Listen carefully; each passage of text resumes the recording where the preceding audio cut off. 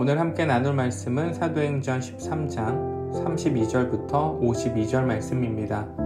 우리도 조상들에게 주신 약속을 너희에게 전파하노니 곧 하나님이 예수를 일으키사 우리 자녀들에게 이 약속을 이루게 하셨다 함이라. 시편 둘째 편에 기록한 바와 같이 너는 내 아들이라 오늘 너를 낳았다 하셨고, 또 하나님께서 죽은 자 가운데서 그를 일으키사 다시 썩음을 당하지 않게 하실 것을 가르쳐 이르시되 내가 다윗의 거룩하고 미쁜 은사를 너에게 주리라 하셨으며, 또 다른 시편에 일렀을 때 주의 거룩한 자로 썩음을 당하지 않게 하시리라 하셨느니라. 다윗은 당시 하나님의 뜻을 따라 섬기다가 잠들어 그 조상들과 함께 묻혀 썩음을 당하였을 때 하나님께서 살리신 이는 썩음을 당하지 아니하나니, 그러므로 형제들아 너희가 알 것은 이 사람을 힘입어 죄사함을 너에게 전하는 이것이며, 또 모세 율법으로 너희가 의롭다 하심을 얻지 못하던 모든 일에도 이 사람을 힘입어 믿는 자마다 의롭다 하심을 얻는 이것이라. 그런즉 너희는 선지자들을 통하여 말씀하신 것이 너에게 미칠까 삼가라. 일렀을 때 보라 멸시하는 사람들아 너희는 놀라고 멸망하라. 내가 너희 때를 당하여 한 일을 행할 것이니 사람이 너희에게 일러줄지라도 도무지 믿지 못할 일이라 하였느니라 하니라. 그들이 나갈새 사람들이 청하되 다음 안식일에도 이 말씀을 하라 하더라. 회당의 모임이 끝난 후에 유대인과 유대교에 입교한 경건한 사람들이 많이 바울과 바나바를 따르니 두 사도가 더불어 말하고 항상 하나님의 은혜 가운데 있으라 권하니라. 그 다음 안식일에는 온 시민이 거의 다 하나님의 말씀을 듣고자 해 모이니 유대인들이 그 무리를 보고 시기가 가득하여 바울이 말한 것을 반박하고 비방하거늘 바울과 바나바가 담대히 말하여 이르되 하나님의 말씀을 마땅히 먼저 너희에게 전할 것이로되 너희가 그것을 버리고 영생을 얻기에 합당하지 않은 자로 자처하기로 우리가 이방인에게로 향하노라. 주께서 이같이 우리에게 명하시되 내가 너를 이방의 빛으로 삼아 너로 땅끝까지 구원하게 하리라 하셨느니라 하니, 이방인들이 듣고 기뻐하여 하나님의 말씀을 찬송하며 영생을 주시기로 작정된 자는 다 믿더라. 주의 말씀이 그 지방에 두루 퍼지니라. 이에 유대인들이 경건한 기부인들과 그 신의 유력자들을 선동하여 바울과 바나바를 박해하게 하여 그 지역에서 쫓아내니 두 사람이 그들을 향하여 발에 티끌을 떨어버리고 이고니온으로 가거늘 제자들은 기쁨과 성령이 충만하니라. 아멘.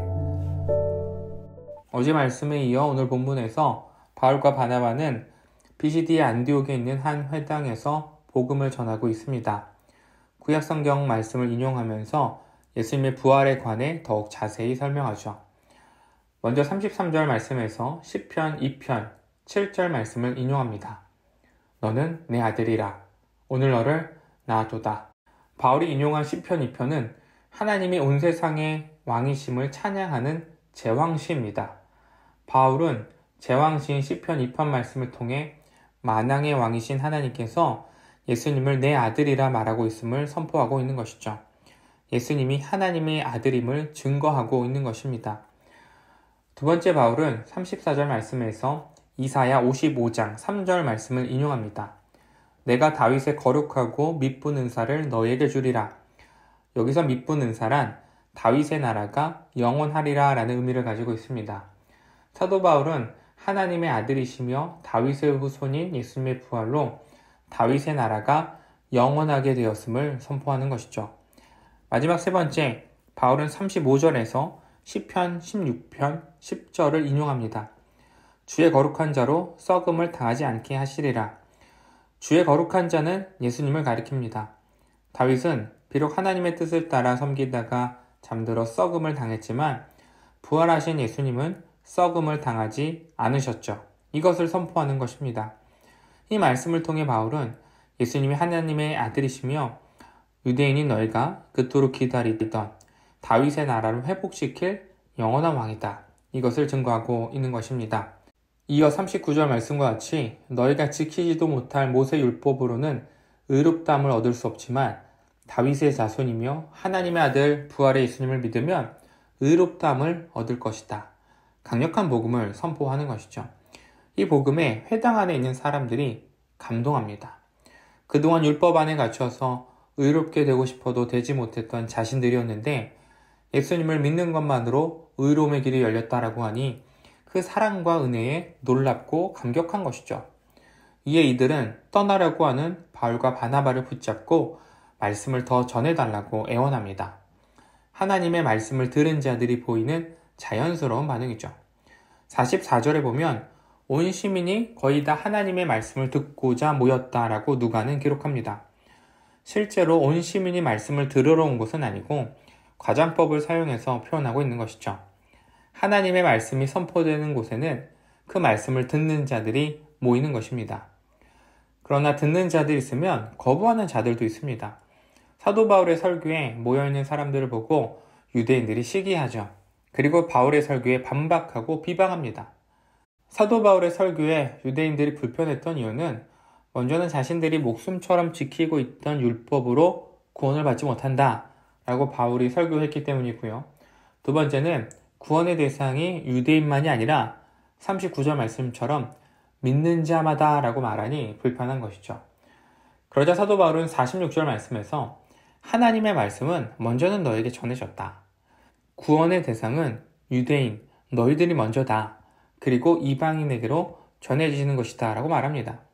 사도행전 1장 8절과 같이 예루살렘에서 복음이 먼저 전해지고 점차 이방 땅으로 향하고 있음을 말하고 있는 것이죠. 그러나 결국 50절, 유대인들은 경건한 귀부인들, 이들은 재산을 많이 가진 사람들이고요. 신의 유력자들, 정치적인 힘을 가진 사람들을 말합니다. 이들을 선동하여서 바울과 바나바를 박해하고 쫓아냅니다. 그런데 놀라운 것은 바울과 바나바의 반응입니다. 이들은 자신들이 쫓겨난 것에 대해서 아쉬워하거나 분노하지 않습니다. 51절, 그들을 향하여 발의 티끌을 떨어버리고 이고니온으로 향하죠. 복음을 거부하는 자들을 먼지처럼 털어버리고 다음 복음 장소를 위해서 떠나갑니다. 복음을 거부하는 자들은 심판을 받을 것이다 라는 메시지인 것이죠.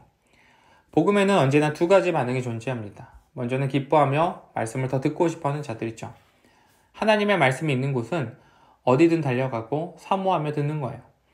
이제는 유튜브가 발전해서 우리가 어디에 있든 말씀을 들을 수 있지만 이전에는 말씀 사경회가 있을 때, 부흥회가 있을 때 사람들이 말씀을 깊이 들을 수 있었습니다.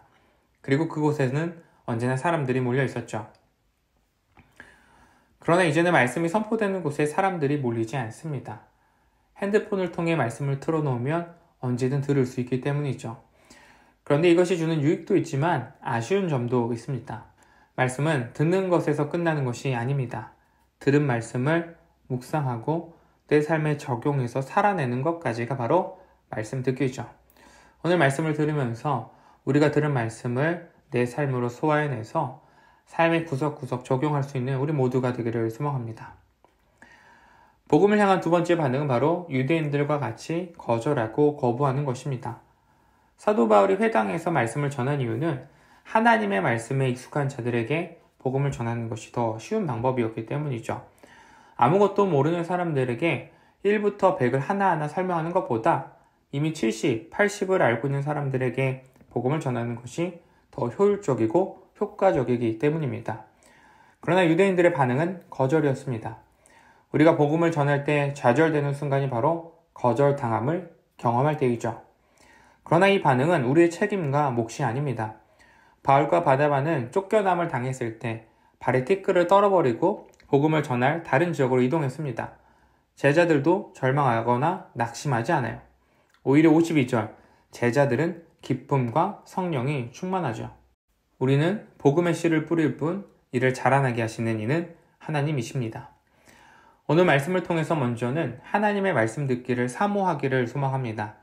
단순히 하나님의 말씀을 듣는 것을 즐겨하는 것이 아니라 들은 말씀이 내 삶에 뿌리 내리도록 힘쓰는 것을 즐겨하길 소망합니다. 그리고 복음을 전하는 것만으로 기쁨이 충만하기를 소망합니다.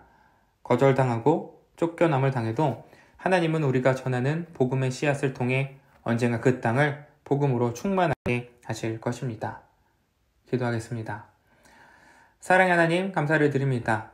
오늘도 우리에게 말씀을 통하여서 복음을 들고 있는 자로서 어떤 태도와 모습으로 세상에 나아가야 되는지 알려주심에 감사를 드립니다. 세상은 하나님의 메시지에 거부하거나 거절하는 모습이 있습니다. 그들이 영적으로 어두워져서 빛 대신 예수 그리스도를 보지 못하고 어둠 속에 살아가고 있습니다. 그러나 우리가 소망하는 것은 복음을 전하는 모든 순간들에 담대함 있기를 소원합니다. 우리가 거절당할 것을 두려워하지 아니하고 복음을 전하는 것 그 자체만으로도 우리의 삶의 기쁨이 됨을 고백하기를 소원합니다. 우리에게 담대함을 허락하여 주시옵소서. 또한 우리 모습 가운데서도 하나님의 말씀을 듣는 것을 늘 사모하는 우리 모두가 되기를 원합니다. 빛소금을 통해서 전해지는 모든 메시지가 우리의 삶에 심겨지기를 소원합니다. 들은 말씀을 기쁨으로 받아들이고 하나님의 말씀으로써 내 삶을 채워가게 하여 주시옵소서.